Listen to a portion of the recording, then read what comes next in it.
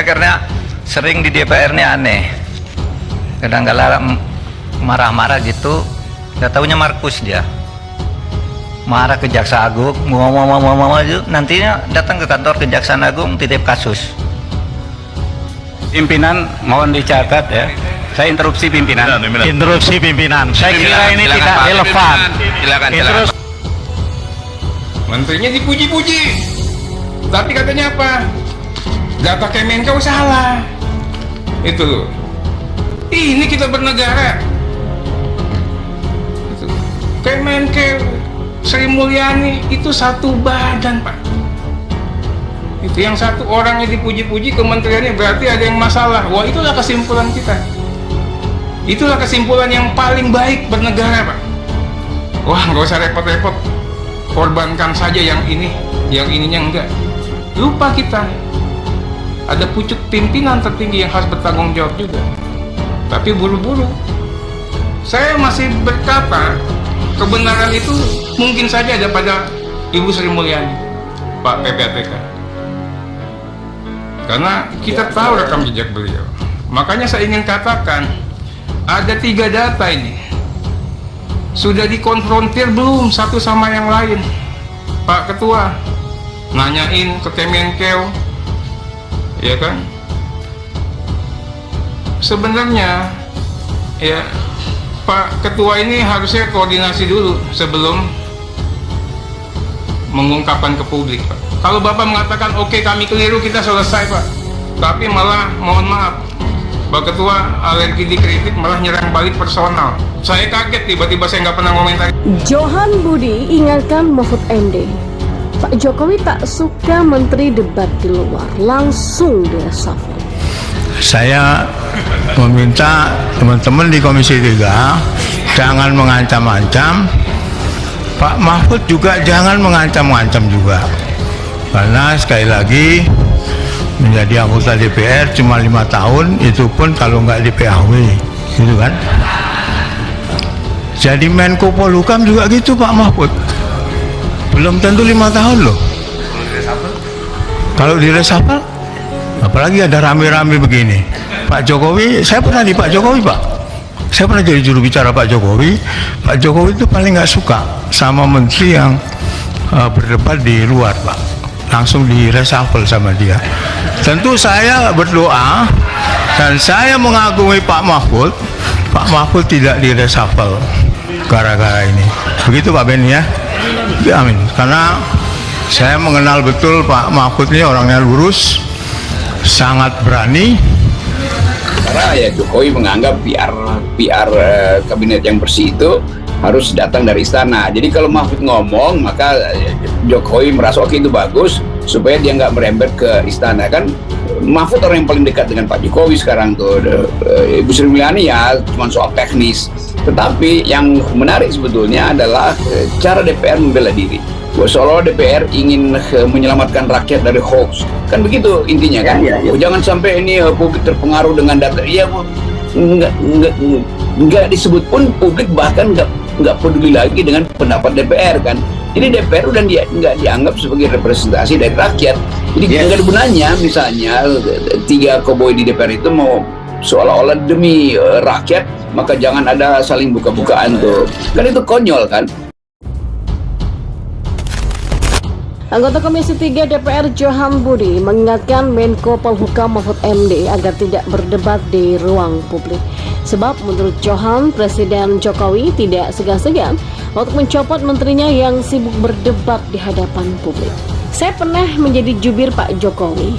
Pak Jokowi itu paling nggak suka sama menteri yang berdebat di luar, Pak. Langsung diresafel sama dia, kata Johan.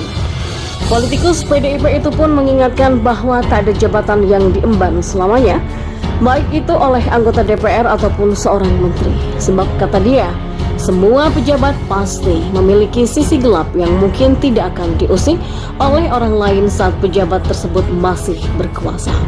Kendati demikian, Johan tetap mengharapkan agar Mahfud tetap dipertahankan sebagai Menko Polhukam karena menurutnya Mahfud adalah seseorang yang lurus dan berani.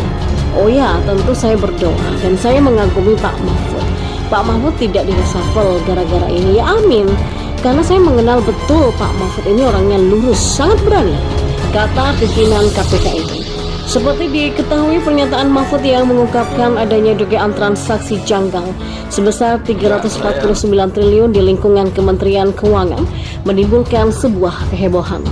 Mantan Kepala Pusat Pelaporan dan Analisis Transaksi Keuangan atau PPATK, Yunus Husain menilai temuan PPATK yang diumbar oleh Mahfud itu sensitif karena jumlahnya besar dan melibatkan pejabat Direktorat Jenderal Bea Cukai. Sebenarnya, kata Yunus, tak ada salahnya PPATK menyerahkan laporan dugaan transaksi janggal itu kepada Mahfud MD.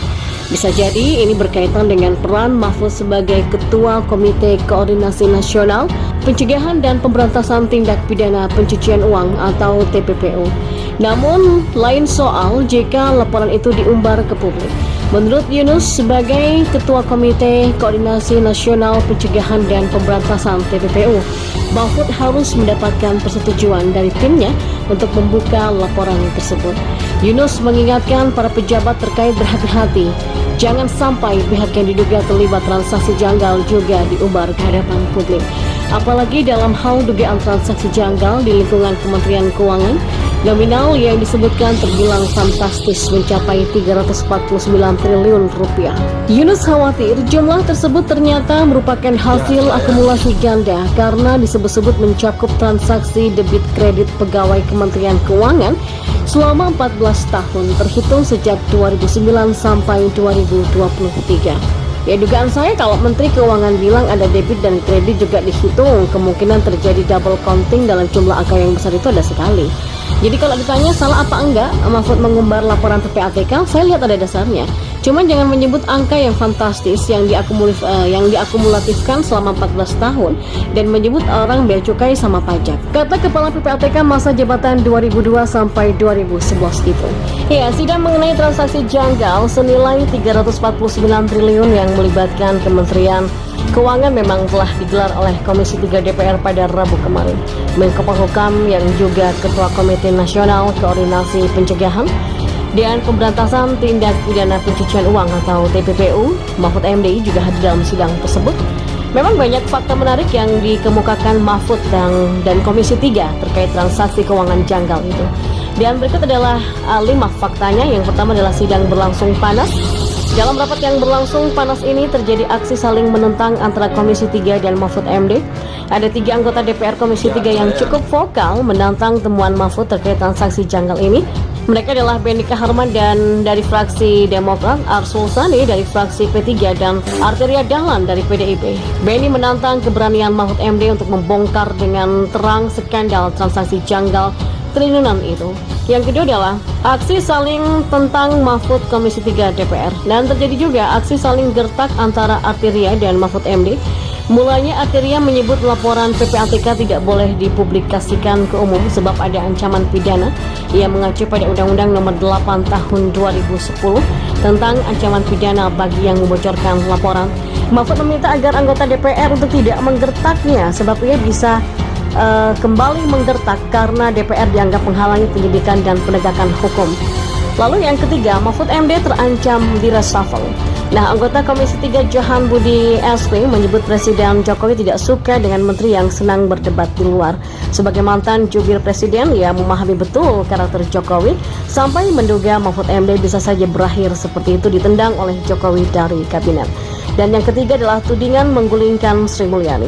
Benny Kaharman mempertanyakan motif Mahfud MD untuk mengungkapkan transaksi janggal senilai 349 triliun ke hadapan publik yang menduga ada unsur politik mencari panggung untuk 2024 hingga ingin menggulingkan Menteri Keuangan Sri Mulyani.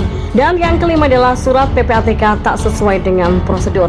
Nah, Sri Mulyani menyebut surat dari PPATK yang dilayangkan ke kementeriannya tidak sesuai dengan prosedur. Hal ini diungkapkan dalam rapat dengan Komisi 9 DPR pada tanggal 27 Maret kemarin. Selama ini PPATK telah berkoordinasi dengan Kementerian Keuangan, terutama dengan Direktorat Jenderal Pajak dan Direktorat Jenderal Bea dan Cukai. Namun ini adalah pertama kalinya PPATK menyampaikan sebuah kompilasi surat kepada Kementerian Keuangan dalam bentuk rekapitulasi. Sri Mulyani menyatakan bahwa pihaknya belum menerima surat apapun dari PPATK ketika Menko Polhukam Mahfud MD menyampaikan ke hadapan publik soal uang triliunan rupiah itu. Ya, saya